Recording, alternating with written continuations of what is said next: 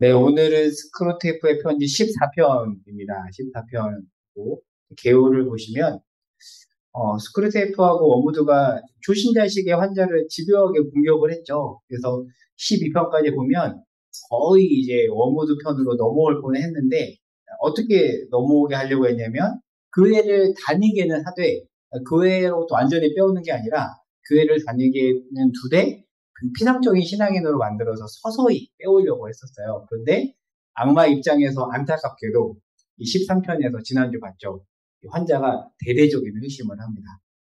그러니까 스크루테이프가 더 깊은 차원의 의심이라고 한 것으로 보면 정말 깊이 회심한 것으로 보여요. 자, 그러면 스크루테이프 입장에 생각을 해봤을 때 이제 포기할 것인가? 포기하면 안 되잖아요. 환자가 제2의 회심을 했지만 기회는 남아 있습니다. 자, 근데 지금 어떤 기회를 스크루테이프가 포착을 하냐면 환자가 겸손해졌죠. 이 겸손해진 이 상황을 이용해서 공격할 참입니다. 교만이 아니라 겸손을 공격한다는 게 사실 우리의 생각으로 확 와닿지 않는데요. 그러면 대체 어떻게 겸손을 가지고 스크루테이프와 원무드가 환자를 공격하는지를 좀 살펴보겠습니다. 14편을 보면 지금 악마 입장에서 매우 매우 심각한 상황입니다. 자, 제2의 회심 이후에 어떤 점이 일단 달라졌는지 스크루테이프가 경계하는 환자의 모습을 보면 책에 나오는 내용이에요. 처음 하실 때처럼 자신만만한 결심들을 남발하지 않는데 공감이 되시죠? 사실 시당이 막 뜨거우면 자신만만한 남발을 하잖아요. 저도 20대 때 정말 뜨거웠을 때 물론 그렇다고 지금은 다 식은 건 아니지만 그런 결심들 많이 하잖아요. 주님 이산지를 내게 주셔서 제가 선교지 가겠습니다. 이런 결심들 많이 하잖아요. 귀한 결심이죠. 근데 나중에 신앙생활 하다 보면 그 결심들이 우리의 죄성 때문에나 여러 가지로 무너지잖아요. 근데 지금 제2의 회심 이후에 이 환자가 그렇게 자신만만한 결심들을 남발하진 않는데요. 이게 사실 악마 입장에서는 위기인 거죠. 두 번째는 매일 매 시간 닥치는 유혹을 이길 수 있도록 그 매일 매 순간에 해당하는 만큼의 은혜만을 바라고 있대요. 거꾸로 본다면 사실 이 두 모습은 우리 신자가 추구해야 될 삶의 모습이라고 볼 수 있습니다. 자, 그리고 이런 상황을 심각하게 보면서 어떻게든 공격을 해야 되니까 겸손을 이용하자고 합니다. 근데 책에서 보면 그 겸손은 새로운 형태의 교만이라고 합니다. 그럼 책 내용을 좀 보겠습니다. 스쿨테이프가 워무드에게 이렇게 조언을 하는 겁니다. 지금 해야 할 일은 딱 하나야. 내 환자는 겸손해졌다. 환자의 심령이 진짜 가난해진 순간을 잘 포착해서 세상에 내가 이렇게 겸손해지다니 하는 식의 만족감을 슬쩍 밀어넣거나 그러면 거의 그 즉시 교만, 어떤 교만이냐면 자기가 겸손해졌다는 교만이 보게 될 텐데요. 그런 경험 혹시 있으세요? 저는 많이 공감이 되더라고요.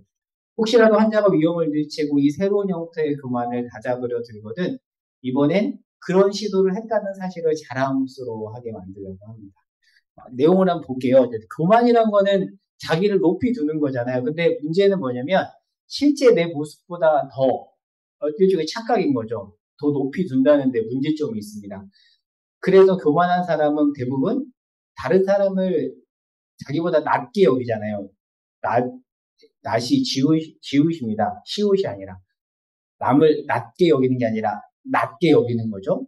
그리고 다른 사람이 높아지는 꼴을 보지 못합니다. 그리고 심각한 경우는 겨우 겸손해졌는데 그때 이 겸손해졌다는 교만이 치고 들어온다는 거죠. 이거 제 얘기를 한번 해볼게요. 제가 어떻게 얘기하면 좋을까 하다가 제가 종종 저희 사무실에 세절기가 있어요. 보통 사무실 세절기 있죠. 남몰래 종종 세절기통을 비울 때가 있습니다. 제가 좀 아침에 제일 일찍 출근하는 편이거든요. 비우고 그리고 정수기에도 보면은 정수기 밑에 물 버리는 데 있잖아요. 보통 사람들이 잘 안 버려요. 그러면 그냥 보통 제가 일찍 오니까 아침 일찍 그거를 비우고 청소할 때가 많이 있습니다. 잘하는 거죠. 근데 여기서 이제 뭐가 치고 들어오냐면 교만이 치고 들어와서 동료를 만나는데 약간 입이 간지러워지기 시작을 하는 거죠. 그거 내가 했어. 남들이 안 하는 거 내가 했어. 이렇게 마음속으로 하다가 갑자기 이제 말을 이제 입으로 나와버리는 거죠. 그거 내가 치웠는데 그런 적 없으세요? 그러니까 사실 비슷한 느낌인 거죠. 그러니까 내가 겸손하게 무슨 일을 했다는 것을 자랑하고 싶어하는 이 마음이 어찌 보면 지금 스크루테이프와 워무드가 공격하려는 겸손해졌다는 교만과 비슷한, 그러니까 이 악마 입장에서의 표현인 거죠. 겸손해졌다는 교만과 비슷하다고 볼 수 있습니다. 그러니까 이거는 우리에게 뭘 보여주냐면 얼마나 교만을 뿌리고 뽑기가 어려운가에 대해서 우리에게 잘 보여주고 있습니다. 그래서 스크루테이프는 이것을 누구보다도 잘 알기 때문에 이 부분으로 지금 환자를 공격하라고 조언을 하고 있는 겁니다. 예전에 작년에 우리가 살펴본 사랑 세상에서 가장 위대한이라는 책에 보면 이와 관련해서 이런 조언을 해요. 친절을 행함으로 사랑이 세상 속에 스며들어 그 아름다운 일을 마치고 나면 음지로 돌아가 자신이 한 일에 대해 침묵하십시오. 사랑은 자신이 한 일을 자신에게 마저 숨깁니다. 사랑은 자기 만족마저 포기합니다. 근데 우리는 무슨 선행을 하면 꼭 드러내고 싶어 하잖아요. 물론 때로는 그런 선행을 누군가가 이렇게 알려주고 샘플로서 드러낼 필요도 있지만은 그거는 누군가가 해줬을 때지 사실 그것을 한 당사자가 어떻게든 그걸 잘 숨겨야 되는데 선행을 행하면 행할수록 뭔가 그걸 통해서 자신을 드러내고자 하는 게 우리네 마음이잖아요. 근데 이 책에서는 사랑은 진짜 사랑으로 행하면은 자신이 한 일을 자신에게마저도 숨긴다고 합니다. 친절을 행하고 자랑해 본 경험이 있을 것이다. 그러나 진정한 사랑은 친절을 행하고 자랑하지 않는 것이다. 그런데 참 놀라운 것은 드러내지 않아도 결국에는 드러나는 것 같아요. 그렇지 않나요? 드러나지 않아도 낭중지출하고 결국 드러나는 것 같아요. 그런데 우리는 빨리 우리를 드러내고 싶은 게 우리네 본성이죠. 심지어는 겸손과 친절까지 제 모습이기도 합니다. 자, 2번을 보면 겸손을 이용하는 또 다른 방법입니다. 겸손을 통해서 원수와 이웃을 향하게 하는 게 원수의 목적이라는 거니까 하나님의 목적이죠. 자, 그런데 좀 더 볼게요. 자괴감이나 자기 혐오의 감정들도 길게 보면 결국 이 한 가지 목적을 위해 보완된 것들이 다 것들이야. 그러니 그 목적이 달성되지 않는 한 우리에겐 해로울 게 없다. 인간이 계속 자기에 대한 생각에 갇히게 된다면 우리한테는 외려 이득이지. 겸손의 진정한 목적을 보지 못하게 해야 한다. 겸손이란 자기 자신을 아예 잊어버리는 게 아니라 루이스가 다른 책에서 그런 말을 해요. 겸손은 우리를 잊어버리는 거라는 표현을 하는데 지금 이제 스크루테이프의 편지를 통해서 이제 뒤집어서 얘기하는 거죠. 그러니까 사실 하나님 입장에서의 겸손은 자기 자신을 잊어버리는 건데 지금 스크루테이프는 거꾸로 얘기하잖아요. 겸손이란 자기 자신을 아예 잊어버리는 게 아니라 자신의 능력과 성격에 대해 특정한 형태의 의견, 즉 낮은 평가입니다. 특정한 형태의 의견을 갖는 거라고 생각하게 만들래요. 겸손이란 내 재능의 가치를 내가 실제로 믿고 있는 수준보다 낮게 보려고 애쓰는 것이라는 생각을 마음속에 꼭꼭 박아주거나. 이게 무슨 말이냐면 지금 스크루테이프는 진짜 겸손이 아니라 가짜 겸손으로 환자를 공격하려고 하고 있습니다. 진짜 겸손이라는 건 뭐냐면 자기를 낮게 생각하는 정도가 아니라 자기를 덜 생각하는 건데, 자, 그러면 낮게 생각하는 것과 덜 생각하는 것은 무슨 차이가 있는가? 한번 읽어볼게요. 자, 스크루테이프는 환자가 겸손을 자기 경멸과 동일시하도록 유혹합니다. 자, 예를 들어서 누군가가 우리를 칭찬을 해요. 그러면 그런 경우 많지 않으세요? 약간 자기를 비하하면서 저는 사실 이거밖에 안 돼요. 근데 그게 진짜 겸손이 아니라는 거죠. 그거는 가짜 겸손이고 어떻게 보면 스크루테이프가 원하는 일종의 자기 경멸과 같은 겉으로 볼 때는 겸손으로는 보이지만 겸손이 아닌 가짜 겸손이라는 겁니다. 그러니까 가짜 겸손을 갖게 하라는 거죠. 책 내용을 좀 더 볼게요. 정말 중요한 건 어떤 자질에 대한 진실보다 평가를 더 중요시하게 함으로써 미덕의 싹이 나타나는 족족 거짓과 가식의 요소를 그 중심에 주입하는 것이지. 이 방법을 통해 수천 명에 이르는 인간들이 겸손이란 아름다운 여자가 스스로 못난이라고 믿으려고 애쓰며 명석한 남자가 스스로 멍청이라고 믿기 위해 노력하는 것이라고 믿게 되었대요. 그러니까 진짜 하나님 볼 때 아름다운 여자인데 그 아름다운 여자가 진짜 겸손을 가지면 나 아름답다라는 것을 인정하지만 그러면서 자기를 잊어버리는데 가짜 겸손을 가지면 자기를 아름답다 생각하지 않고 나 완전 못난이잖아. 사실 제가 약간 그렇거든요. 좀 저도 약간 자기 경멸적인 자기 비하적인 요소가 굉장히 강한 사람인데 그런 경험 없으세요? 우리가 사실 그렇게 많이 생각하잖아요. 진짜 겸손이 아니라 겸손한 것처럼 보이지만 사실은 가짜 겸손이고 진짜 겸손의 어떤 형태를 취하지 않고 가짜 겸손의 형태를 취하도록 하는 것이 지금 스크루테이프의 전략이다라고 이야기하고 있습니다. 그러니까 다시 문장을 정리해보면 자기 경멸하고 겸손은 다르대요. 근데 우리는 겸손이 아닌 자기 경멸로 갈 때가 많이 있다라는 거죠. 자, 이어서 연결되는 내용인데 이런 말이 나와요. 원수의 자기 사랑과 동물적인 자기 사랑. 무슨 차이가 있을까요? 내용을 읽어보겠습니다. 원수는 인간 한 사람이 모든 피조물은 하나같이 영광스럽고 뛰어난 존재임을 인정하게 되기를 바란다. 물론 인간의 동물적인 자기 사랑이야 그 작자도 하루빨리 없애고 싶어 하지. 하지만 원수는 새로운 종류의 자기 사랑을 회복시키기 위해 장기 정책을 쓰고 있다. 이게 무서운 거지. 이웃을 정말 제 몸처럼 사랑하기를 배운 인간은, 그러니까 진짜 가짜 자기 사랑이 아니라 진짜 자기 사랑을 배운 사람은 자기뿐만 아니라 이웃도 자기 자신처럼 사랑할 수 있대요. 밑줄 그은 부분 볼게요. 원수는 인간이 자신을 별 볼 일 없는 건축가나 시인으로 폄하하려고 애쓰느라 시간과 노력을 들이기보다는 차라리 자신을 위대한 건축가나 위대한 시인으로 생각한 다음 그에 대해 잊어버리는 편을 더 좋아한대요. 그러니까 하나님. 보통 우리는 우리 자신을 비하하잖아요. 아, 나는 별 볼 일 없는 건축가야. 나는 별 볼 일 없는 시인이야. 그렇게 자기를 경멸하면 그거는 악마가 기뻐하는 거고. 그런데 하나님이 바라는 진짜 자기 사랑은 뭐냐면 우리 스스로에 대해서 나는 정말, 예를 들어 제가 목회자잖아요. 이렇게 생각하는 거죠. 아, 나는 정말 위대한 목회자야. 참 이렇게 생각하기 쉽지 않지만 근데 그렇게 생각을 하고 교만하라는 게 아니라 그 다음에 그걸 잊어버리는 거예요. 좀 더 쉽게 설명을 해서 다음 페이지로 넘어가 볼게요. 개념을 제가 다른 책에서 가져와 봤는데요. 자존감과 자존심과 자기애는 다르잖아요. 자존감이라는 것은 일종의 절대평가입니다. 자기를 존중하는 힘이고 있는 그대로의 내가 참 괜찮다는 생각이라면 자존심은 일종의 상대평가죠. 열등감이 들어가는 것으로서 다른 사람과 비교해서 자신이 더 훌륭하다고 느끼는 거고 자기애는 말 그대로 나르시즘이잖아요. 근데 이게 그 자녀 양육하는 전문가들이 하는 말이 보통 부모들이 자식들이 이렇게 아이들의 자존감을 키우려고 하다가 자기애를 키우는 경우가 되게 많대요. 그래서 어느 책에서도 학교폭력에 주도한 아이들은 대부분 자존감이 높은 애들이 아니라 자기애가 강한 애들이라고 하더라고요. 자, 이 개념으로 본다면 하나님은 우리가 좋은 자존감을 갖기를 바라세요. 예를 들어서 제가 목회자로서 나는 그래도 열심히 하는 목회자야 라는 어떤 좋은 절대평가 차원에서의 자존감을 갖기를 바란다는 거죠. 그렇게 절대평가 차원에서의 자존감이 높은 사람은 주변 사람들과 자기를 비교하지 않으면서 잘 어울린대요. 그런데 상대평가적인 자존심이 세거나 자기애가 강하면 주변 사람들과 비교하면서 갈등을 많이 일으키죠. 그러니까 이 책에서 말하는 하나님이 바라는 새로운 종류의 자기 사랑은 일종의 절대평가 차원의 자존감 회복인 겁니다. 자, 다시 이제 위에 이 페이지로 돌아가서 다시 이 개념을 염두에 두고 이 페이지 밑에 있는 밑줄 그은 부분을 다시 한번 볼게요.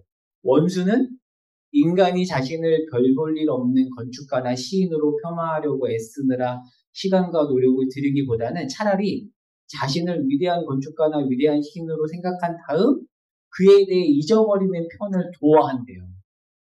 그러니까 지금 이 자존감과 자존심 개념으로 이 본문을 이해하면 어떤 느낌인지 우리가 이해할 수 있을 것 같아요. 그래서 제가 다시 한 페이지로 가서 위 밑줄 그은 글을 보라 그 다음 부분 볼게요. 하나님은 우리가 다른 사람과 비교하기보다는 높은 자존감을 가지고 스스로 자신을 귀하게 여기고 나중에는 아예 잊어버리는 편을 좋아한다고 이렇게 볼 수 있습니다. 앞에서 루이스가 겸손은 자기를 낮게 여기는 게 아니라 자기를 잊는 것이라고 했던 말을 기억하면 연결이 됩니다. 다른 책에도 그 말 강조하거든요. 겸손은 자기를 낮게 여기는 게 아니라 낮게 여긴다는 것은 비교 대상이 있는 거잖아요. 그렇게 하는 것이 아니라 아예 자기를 그냥 잊어버리는 거예요. 그렇다고 해서 자기를 비하하는 건 아니고 명예의 전당에 높은 자리에 앉으려는 마음의 동의는 없어도 자존감이 높은 사람은 스스로 능력을 최대한 발휘한다. 이 페이지 밑에 있는 문장하고 연결해 볼 수 있습니다.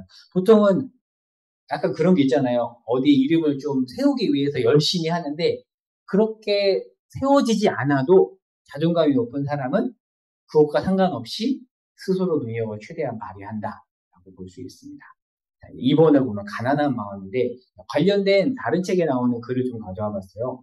신원화 교수님의 죽음에 이르는 7가지 죄라는 책에 보면 단테의 신곡 유명한 책이잖아요. 거기서 나온 내용을 언급해요. 단테는 물론 이제 우리는 연옥이라는 것을 믿지 않지만 이제 단테의 신곡에서는 연옥을 믿으니까 이렇게 문학적으로 표현을 한 건데 단테는 연옥에서 교만한 사람들이 모여있는 것을 지나 다음 장소로 이동하는 과정에서 천사의 노래를 들었다. 심령이 가난한 자는 복이 있나니 천국이 저희 것이며 라는 가사의 노래였다. 교만과 대응을 이루는 겸손은 다름 아닌 가난하고 낮은 마음을 지니는 것이다. 그래서 빌립보서에서도 성경은 자기보다 남을 낮게 여기라는 거죠. 낮게가 아니고 지읒이 아니라 낮게 여기라. 아무 일에든지 다툼이나 허영, 이 오타입니다. 허영입니다. 허영으로 하지 말고 오직 겸손한 마음으로 각각 자기보다 남을 낮게 여기고. 왜냐하면 빌립보 교회 자체가 서가 빌립보 교회를 향해 쓴 편지인데 빌립보는 작은 로마라고 불리는 도시였거든요. 그래서 약간 유명한 사람들이 많이 있었던 곳이었습니다. 그래서 염두에 두고 사도 바울이 이렇게 얘기하는 거죠. 그 아래 문장입니다. 금원을 끼고 진짜 겸손으로 나가는 길은 가난한 마음으로 주 앞에 엎드리는 것이다. 이렇게 좀 정리를 해봤고요. 그래서 하나 좀 추가시켜봤어요. 자존감 얘기가 나와서 아버지 효과와 관련해서 자존감을 얘기해보면 이건 아까 오늘 추가적인 내용입니다. 제가 작년에 그 시스터데이 때 형제님들하고 조금 나눴던 얘기인데 아버지 효과 한번 좀 들어보셨죠? 그 영국 국립아동발달연구소에서 추적조사를 오래 기간 추적조사를 해봤는데 그 추적조사 끝에 특별한 연구 결과를 발표를 합니다. 그게 뭐냐면 아빠가 아이의 발달과 교육에 적극적일 때 아이는 학업 성취도, 사회성, 결혼 생활에 긍정적인 영향을 끼쳤대요. 사회에서 자신의 능력을 발휘하고 화목한 가정을 꾸린 사람들 역시 아빠와의 관계가 각별했다라는 공통점을 얻어서 한 교수님이 이것들을 바탕으로 father effect라는 어떤 단어를 만듭니다. 그래서 서울대 심리학과 박봉주 교수는 엄마는 결코 줄 수 없는 아빠만이 줄 수 있는 효과라고 하고요. 미시간 주립대 연구진은 특별히 미취학 아이들에게 있어서 아빠가 미치는 영향력이 매우 크다라고 얘기해요. 그래서 다음 페이지에 가보면 아빠와 대화를 많이 할수록 아이들 언어 발달이 더 빠르대요. 왜냐하면 엄마만의 언어가 있잖아요. 그러니까 엄마들이 약간 남자보다 좀 더 감정적이고 언어 자체가 조금 다른데 아빠와 대화를 많이 하는 아이들은 또 다른 추가적인 언어 세계를 경험하기 때문에 훨씬 어휘의 폭이 넓어진다고 해요. 한 논문에서도 놀이를 할 때도 아빠의 힘을 확인할 수 있는데 아빠가 지켜볼 때 엄마가 있을 때보다 더 아이들이 적극적으로 새로운 시도를 한다고 합니다. 그런 면에서 아빠가 줄 수 있는 효과가 있고 조세핀 김 교수님도 그런 말을 해요. 한번 읽어볼게요. 아빠의 무조건적 사랑과 꾸준한 지지를 받고 자란 아이들은 그렇지 못한 아이들보다 자존심이 아니라 자존감이 높대요. 그러니까 왜 지금 아빠 얘기를 갑자기 하냐면 자존감하고 관련이 있어서 제가 이야기하는 겁니다. 2번을 볼게요. 2번. 자존감 높은 아이, 자존심이 세거나 자기애가 강한 아이를 비교해보면 자존감이 높은 사람의 전형적인 모습이 바로 오늘 책에 나오는 스크루테이프가 싫어하는 인간의 모습이에요. 자존감이 높으면 굳이 다른 사람이 인정해주지 않아도 별 지장을 받지 않는데요.